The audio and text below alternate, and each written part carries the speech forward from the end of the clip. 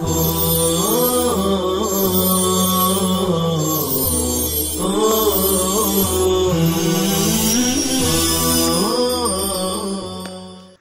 اللہ الرحمن الرحیم۔ گزشتہ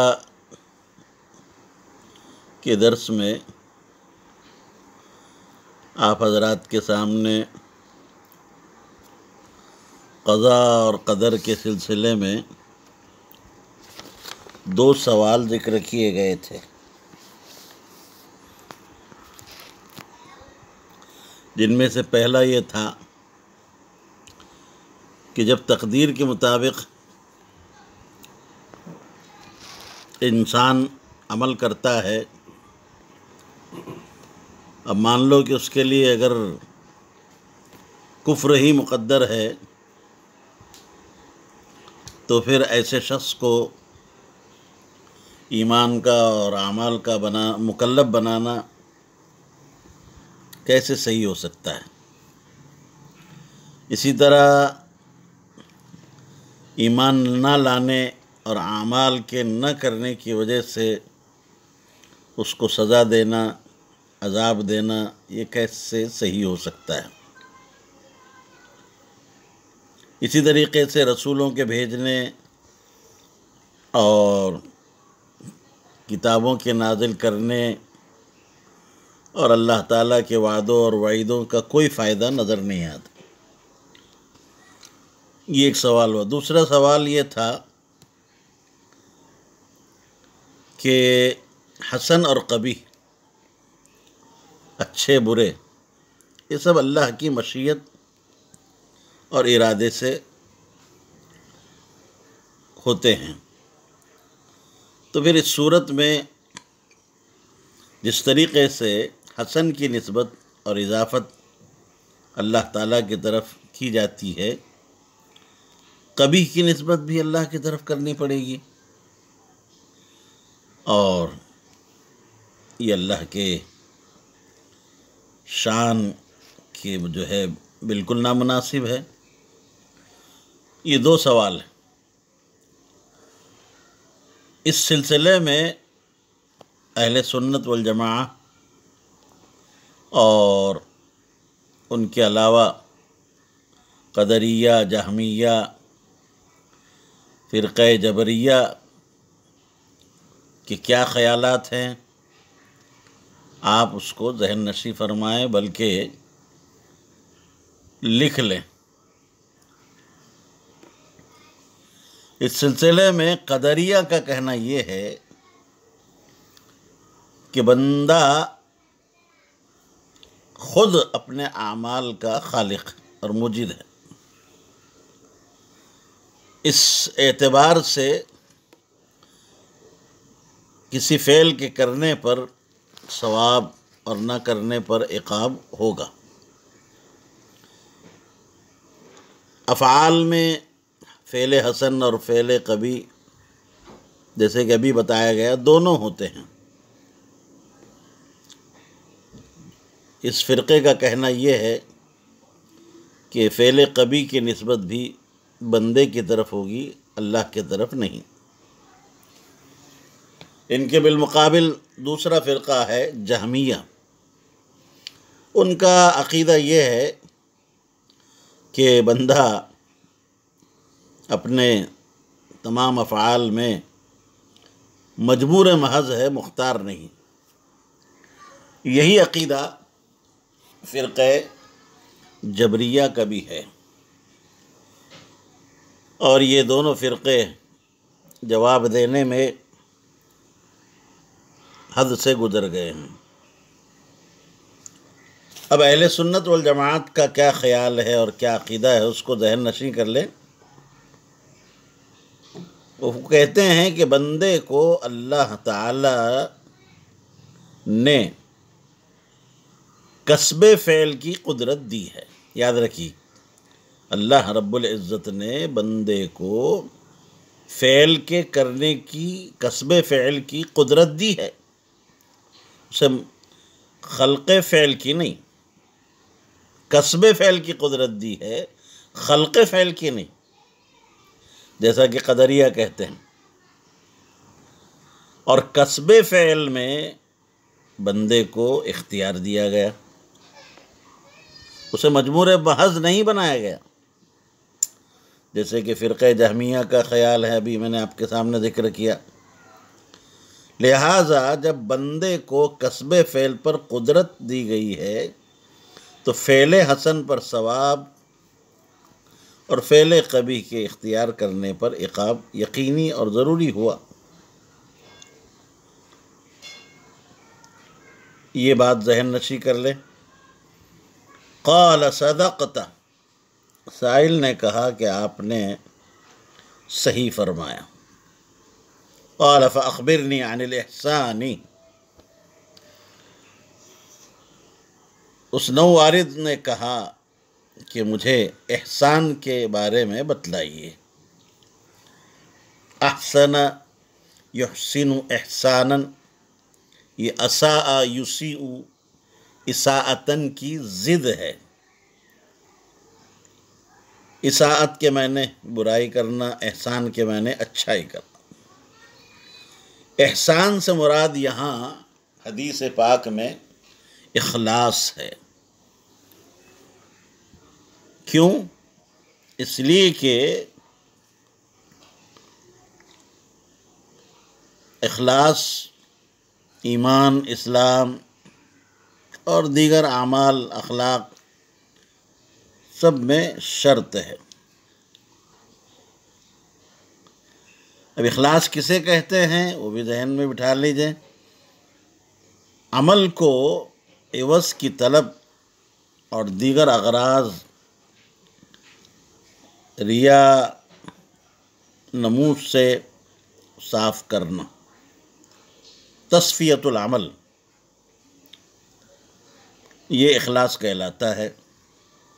اور یہاں احسان عمل مراد ہے، یعنی عمل کو خوب خالص اور مضبوطی کے ساتھ کرنا. یہ اخلاص اور اس سے مافوق مرتبہ ہے. الاحسان پر جو الف لام ہے عہد ذہنی ہے. اللہ رب العزت نے قرآن مجید میں اس کے متعلق ارشاد فرمایا هل جزاء الاحسان الا الاحسان. اسی طرح ایک اور موقع پہ اللہ کا ارشاد ہے وَأَحْسِنُوا إِنَّ اللَّهَ يُحِبُّ الْمُحْسِنِينَ. قرآن مجید میں احسان کا ذکر مکرر ہے.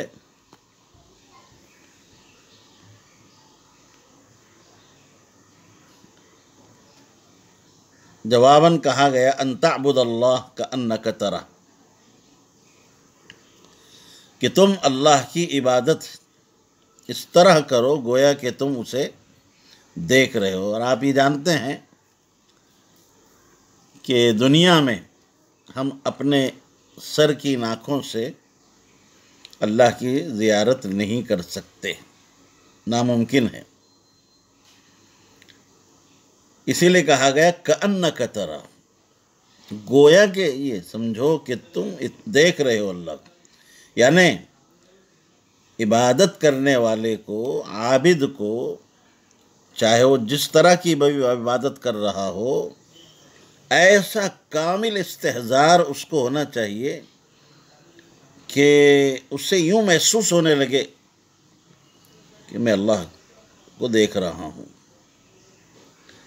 اور یہ کیفیت اخلاص، کمال اخلاص اور اتقان فی العمل کی دلیل ہے. اس کو مرتبہ طلب کہا جاتا ہے، مشاہدہ حق کا غلبہ کہا جاتا ہے. بندہ کو جتنی جو ہے معرفت میں ترقی ہوتی ہے اور وہ معرفت میں ترقی کرتا جاتا ہے، اتنا ہی وہ عبودیت میں بھی آگے بڑھتا ہے، ترقی کرتا ہے. تو جتنی معرفت میں ترقی ہوگی اتنی ہی ترقی عبودیت میں بھی ہوگی. لہذا یہ تو بہت عرفہ اور اعلیٰ مقام ہوا.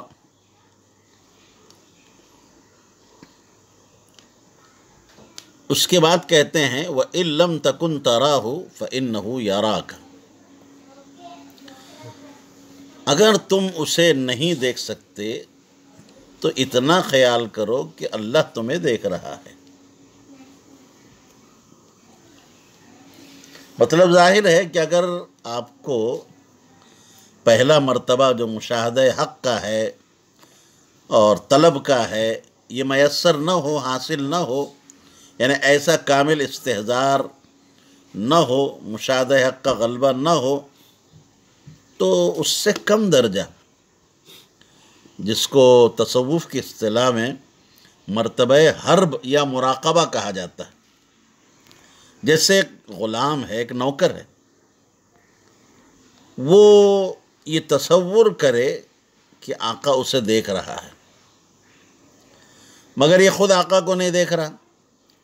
اس کا ایک تصور ہے کہ میں تو آقا کو نہیں دیکھ رہا ہوں، لیکن یہ خیال کرے کہ آقا مجھے دیکھ رہا ہے، تو ایسا غلام اور نوکر کبھی بھی اپنے کام میں غفلت نہیں کرے گا، وہ پوری توجہ کے ساتھ اور پورے انہماک کے ساتھ اپنے جو ہے مفوضہ ذمہ داری کو بحسن خوبی انجام دے گا۔ تو بہرحال یہ آپ کے سامنے احسان کے 2 مراتب اور 2 درجے ذکر کیے گئے۔ اب دونوں میں سے ہر درجہ چاہے وہ اعلیٰ ہو یا اس سے کم ہو، جیسے بھی میں نے بتایا مرتبہ طلب یا مرتبہ حرب یا مشاہدہ حق کا غلبہ اور دوسرا درجہ مراقبہ، یہ سب اللہ کی معرفت اور خشیت کا نتیجہ ہوتے ہیں۔ ابھی میں نے بتلایا آپ حضرات کو کہ بندے میں جتنی معرفت اور خشیت زیادہ ہوگی اتنا ہی اس کے جو ہے استحضار میں، مشاہدہ حق کے غلبے میں اور مراقبے میں بھی جو ہے ترقی ہوگی۔ بعض عارفین نے یہ بات کہی ہے کہ ان تعبد اللہ کأنک تراہ میں مقام مکاشفہ کی طرف اشارہ ہے، اور وَإِن لَمْ تَكُنْ تَرَاهُ فَإِنَّهُ يَرَاكَ میں مقام مراقبہ کی طرف۔ جبرائیل امین نے ایک سوال پیدا ہوتا ہے کہ احسان کا سوال تو جبرائیل نے کیا، اس سے قبل بھی ایمان اور اسلام وغیرہ کے متعلق سوالات ہوئے، جوابات دیے گئے، اس پر جو ہے جبرائیل امین نے صدقتہ کہا تھا، لیکن اس جگہ صدقتہ نہیں کہا، تو صدقتہ نہ کہنے کی کیا وجہ ہو سکتی ہے؟ اشکال ذہن میں رکھیں۔ تو جواب یہ ہے کہ اس روایت میں صدقتہ کا راوی نے ذکر نہیں کیا، مگر اکثر روایات میں اس جگہ بھی صدقتہ کا ذکر موجود ہے۔ اب یہاں جو راویوں نے ذکر نہیں کیا تو ہم کہہ سکتے ہیں کہ یہ راویوں کا نسیان سہو ہو سکتا ہے، یا انہوں نے اختصاراً جو ہے ذکر نہیں کیا، یا یوں کہیں یہ بھی جواب دے سکتے ہیں کہ ماقبل میں چونکہ اس کا ذکر ہوا تو ان بزرگوں نے اس پر اعتماد کرتے ہوئے یہاں اس کا ذکر نہیں کیا۔ قال فأخبرنی عن الساعة، نوارد نے کہا کہ مجھے قیامت کے بارے میں بتلائیے۔ یہ سوال وجود قیامت کے بارے میں نہیں تھا، اس لیے کہ قیامت کا وجود تو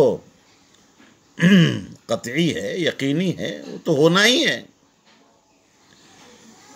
اس سوال کا مقصد یہ تھا کہ مجھے یہ بتائیے کہ قیامت تو ہوگی، لیکن کب ہوگی؟ وقوع قیامت کے زمانے کے سلسلے میں سائل نے سوال کیا۔ اسی لیے آپ روایتیں پڑھیں گے، احادیث کی بہت ساری کتابیں آئندہ سال بھی پڑھیں گے، تو آپ کو یہ بعض روایت میں متی الساعہ کا لفظ ملے گا۔ اخبرنی عن الساعہ کے بجائے متی الساعہ، قیامت کب ہوگی؟ تو نفس قیامت کے بارے میں سوال نہیں ہے، بلکہ قیامت کے وقت کے قائم ہونے کے زمانے کے بارے میں سوال ہے۔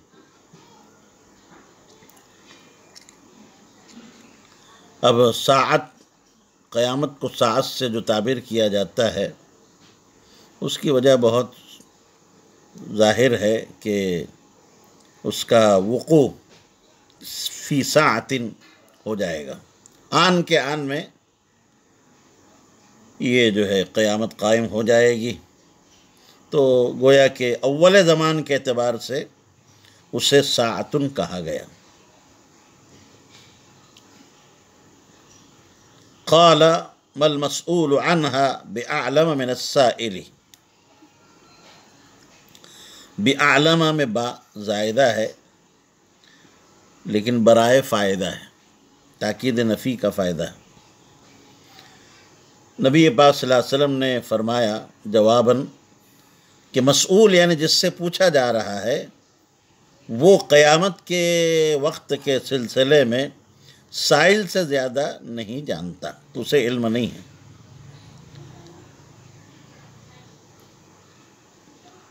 سائل جبریل امین السلام جو رسول ملکی ہے، اور مسئول ہمارے آقا صلی اللہ علیہ وسلم جو رسول بشری ہیں، تو ایک طرف رسول ملکی اور دوسری طرف رسول بشری، دونوں ہی کو قیامت کے معین زمانے کا پتہ نہیں ہے، نہ جاننے میں دونوں یکساں ہیں۔ معلوم ہوا کہ اللہ رب العزت کے علاوہ اس کا علم کسی کو نہیں۔ اس طرح کا سوال جواب حضرت عیسیٰ اور حضرت جبریل کے درمیان میں بھی ہوا ہے۔ سائل حضرت عیسیٰ تھے اور مسئول حضرت جبریل علیہ السلام تھے۔ حضرت عیسیٰ نے یہی سوال کیا تھا متی الساعہ، تو جبریل امین علیہ السلام نے اپنے پروں کو جھاڑ کر فرمایا ما المسئول عنہا بأعلم من السائل۔ امام حمیدی نے سفیان سے امام حمیدی نے اس کو ذکر کیا ہے، اسی طرح سے علامہ سیوطی نے بھی جو ہے توشیح میں یہ بات ذکر کی ہے۔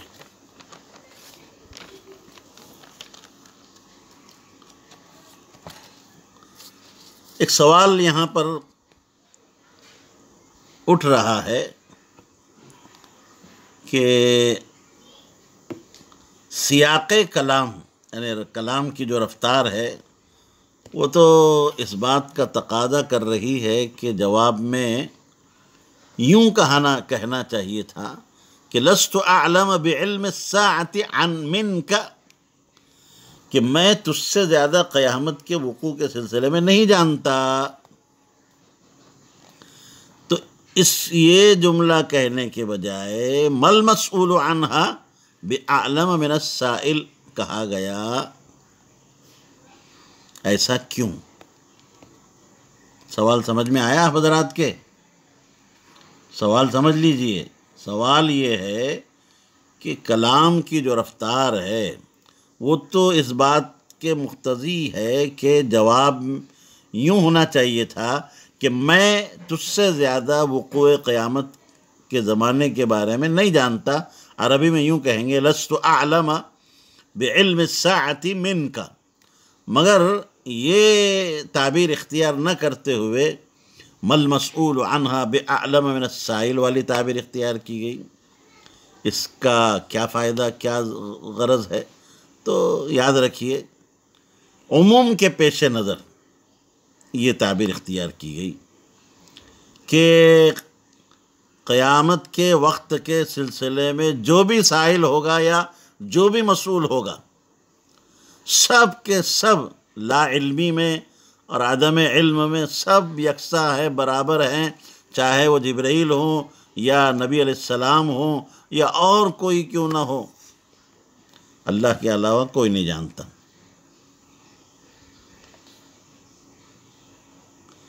تو ایک اور سوال یہاں قائم ہو رہا ہے کہ حضرت جبرائیل کو تو پتہ تھا کہ قیامت کے زمانے کا علم بالتعین اللہ کے علاوہ کسی کو ہے نہیں، پھر کیوں سوال کیا؟ سوال ہی نہیں کرنا چاہیے تھا۔ تو اس کا جواب یہ دیا گیا ہے کہ اس بات پر تنبیہ مقصود تھی کہ آپ علیہ السلام بھی اپنے علم کی نفی فرمائیں گے، اور لا ادری کہنا اس میں کوئی آپ عار محسوس نہیں فرمائیں گے، بلکہ یوں کہیے کہ لا ادری کہنا بھی نصف علم ہے۔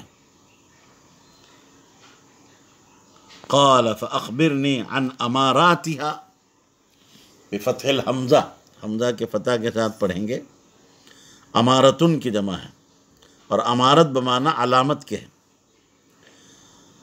ایک روایت میں ان اماراتها کے بجائے ان اشراتها کے الفاظ ہیں۔